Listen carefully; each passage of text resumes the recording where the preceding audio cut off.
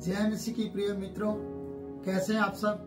स्वस्थ हैं? प्रभु का धन्यवाद। आइए हम प्रभु के वचन की ओर आगे बढ़ते हैं। मरकुस की किताब उसका 6 अध्याय और उसके 30 पद को हमने देखा है।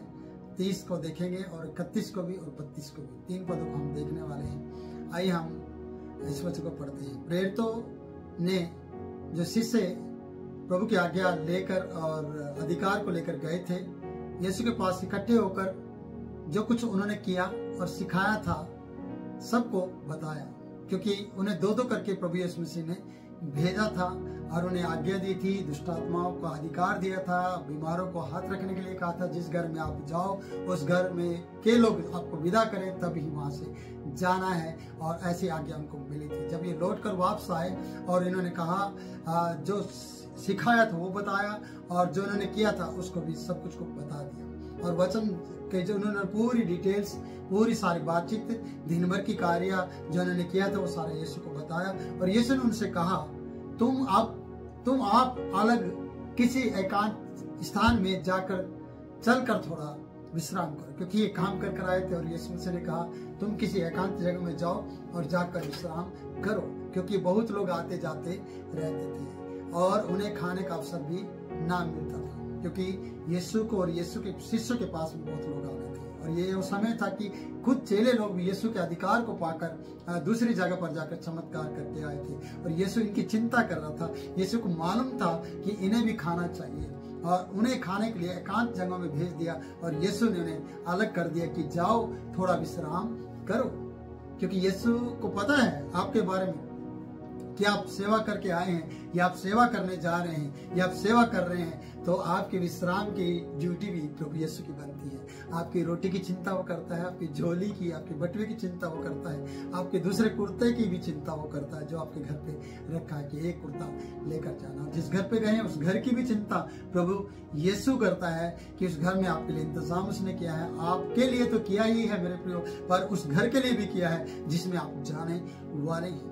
जो परमेश्वर के सेवक आदर करते हैं और बुलाते हैं, तो यीशु मसीह उनकी चिंता करता है और साथ में अपने सेवकों की चिंता करता है कि ये जब लौट कर आए तो उन्होंने सारा वृत्तांत बताया और ये भी बताया कि प्रभु ने परमेश्वर उनके द्वारा कैसे बड़े बड़े काम किए हैं, और उन्हें जो सिखा तो वो बता दिया, सबको बताया गया है। लिखा कि उसने उन्हें अलग किया कि एकांत में जाकर विश्राम करो, क्योंकि लोग आते जाते रहते थे और उन्हें खाने तक का अवसर नहीं मिला। इसलिए वे नाव पर चढ़कर, ऐसा बताया जाता है, इसलिए वो नाव पर चढ़कर सुनसान जगह में अलग चले गए। वो लोगों से हटकर एकांत जगह में अलग चले गए, क्योंकि मैं आपको वचन से ये बताना चाहता हूँ कि प्रभु एकांत का समय ढूंढता था।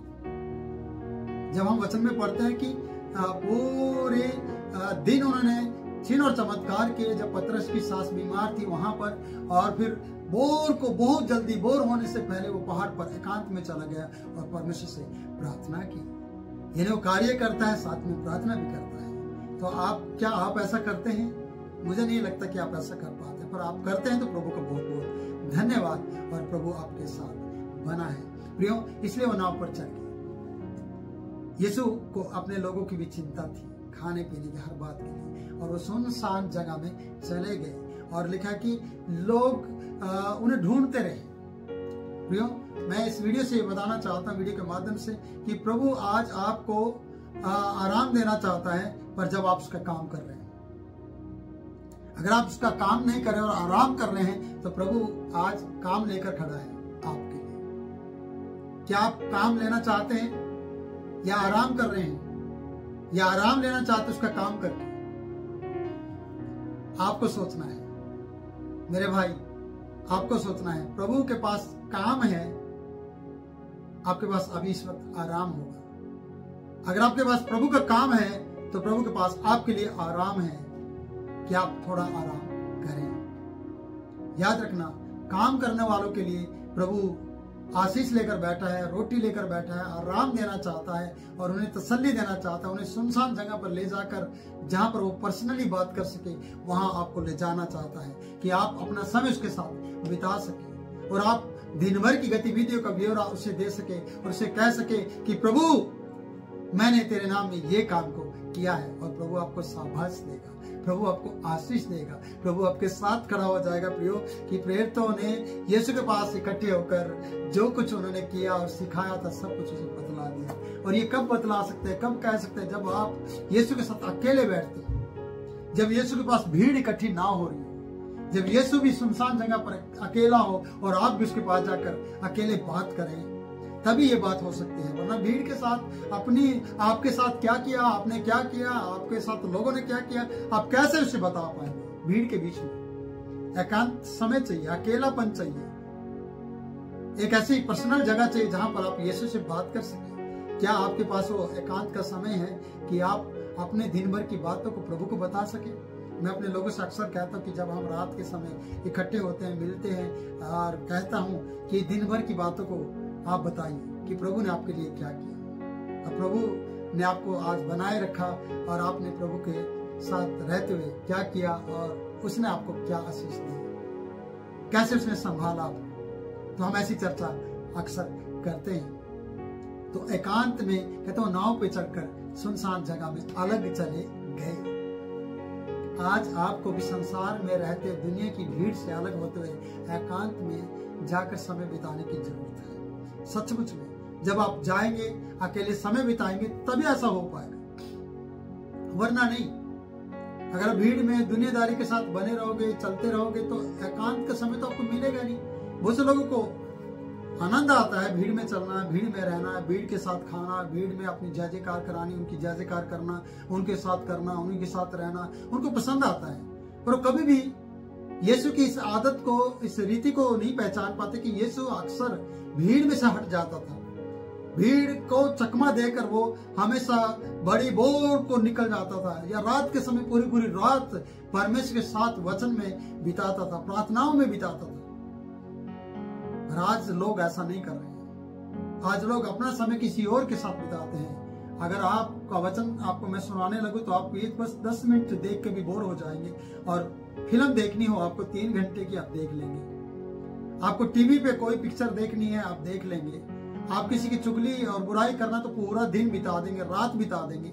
इधर उधर की गप्पे सप्पे चुटकुले मारना, उसमें आप पूरा समय बिता देंगे, पूरी रात आप जाग जाएंगे। और जब वचन की बारी आए, आराधना की बारी आए, तब आपको नींद आना शुरू हो जाती है, कारण कि आप उसमें बने नहीं रहते। पर पूरी पूरी रात यीशु मसीह परमेश्वर के साथ बिताता था, पूरी रात परमेश्वर के साथ। क्या आपकी पूरी रात परमेश्वर के साथ बीत पाती है? क्या आपका पूरा दिन परमेश्वर के वचन के साथ या उसके वचन में बने रहने के साथ बीत पाता है? नहीं। पर जांचना, आज आप ये समझना कि क्या मैं दिन भर की बातों को प्रभु को बता पाता हूँ? क्या मैं प्रार्थना में 1 घंटा बना रहता हूँ या नहीं रहता हूँ, नहीं रहती हूँ? तो सोचना है आपको, ये अपने जीवन में खुद इस बारे में सोचकर उसका तुलना करना है। आपको देखना है इस बात के लिए कि उसके चेले जब वापस आए, वो अधिकार जो उनको दिया गया था, और आकर रिपोर्ट उन्होंने दी, आकर उन्होंने बताया कि प्रभु ने मेरे परमेश्वर के नाम में हमने ऐसे ऐसे काम किए हैं। तो उसने कहा कि आप तुम्हें थोड़ा आराम करना चाहिए, आप तुम्हें एकांत में जाना चाहिए, और तुम्हें भी कुछ खाना चाहिए, और तुम विश्राम करो, और तुम्हें खाने का अवसर नहीं मिल रहा है, तुम्हें खाने का अवसर मिलना चाहिए। आपके जीवन में भी प्रभु खाने का अवसर देना चाहता है, एकांत में रहने का अवसर दे रहा है। आपको कह रहा है कि चलो झील के उस पार चले, आओ हम उस जगह पे जाएं और परमेश्वर की महिमा करें। आज आपको भी प्रभु कह रहे हैं, आपको भी थोड़ा हट कर दुनियादारी से, थोड़ा अपने भोग विलास के जीवन से दूर हट कर, और अपने रिश्तेदारी से थोड़ा हट कर प्रभु के साथ समय बिताने की जरूरत है। जितना प्रभु के साथ अपना समय बिताएंगे प्रिय, उतना आपको प्रभु आशीषित कर देगा, उतना आपको प्रभु आशीष दे देगा। तो इसलिए उस नाव में बैठ जाए जिसमें चढ़कर आप यीशु के साथ चल सके, और वो है विश्वास की नाव, वो है आराधना प्रार्थना की नाव, वो है अपना समय अलग करके उसके साथ चलना। वो नाव में आप बैठ जाओ और प्रभु की महिमा करें। प्रभु इन वचनों के द्वारा आप लोगों को आशीष दे। मैं आपके लिए दुआ करूंगा, जितने मुझे देख रहे हैं सबके लिए मैं दुआ करना चाहूंगा। सर्वशक्तिमान परमेश्वर, मैं तेरे चरणों में आता हूँ प्रभु। तेरी बेटा बेटी जितने भी हैं परमेश्वर, जिनके पास काम तो है लेकिन आराम नहीं है, उनको परमेश्वर तूने कहा मैं आराम दूंगा, मेरे पास है। और जिनके पास आराम ही आराम है, काम नहीं है, तो परमेश्वर ने काम दे दिया जिसके कारण से वो काम करे और तूने आराम दे दिया। और जिनके पास खाना नहीं है, भोजन नहीं, उन्हें तो भोजन दे। जो दुनिया से घिरे रहते हैं उन्हें एकांत में जाने का मौका दे, जिससे कि वो एकांत में जाकर अकेले में तेरे साथ समय बिता सके। आप उनकी सहायता करो। अगर कोई बीमार इस वक्त पिता तेरे पुत्र यीशु के नाम में बीमार चंगा हो जाए और यीशु उसकी बीमारी पिता यीशु के नाम से दूर हो जाए। छू उन्हें और स्वस्थ कर। मुझे देखने वाला प्रत्येक भाई बहन यीशु मसीह के नाम में चंगा हो जाए। मैं प्रभु यीशु के नाम में तुम्हें आशीष देता हूँ। आज प्रभु आपके दिन को बनाए और आपके कार्य में रोजगार में प्रभु आशीष दे। पिता यीशु के नाम में बरकत दे। प्रार्थना सुन कबूल कर यीशु के नाम से मांगते हैं, आमीन। प्रिय जय मसीह की। फिर मिलूंगा नए वचन में नई बात के साथ। तब तक के लिए मुझे आपकी इजाजत दें।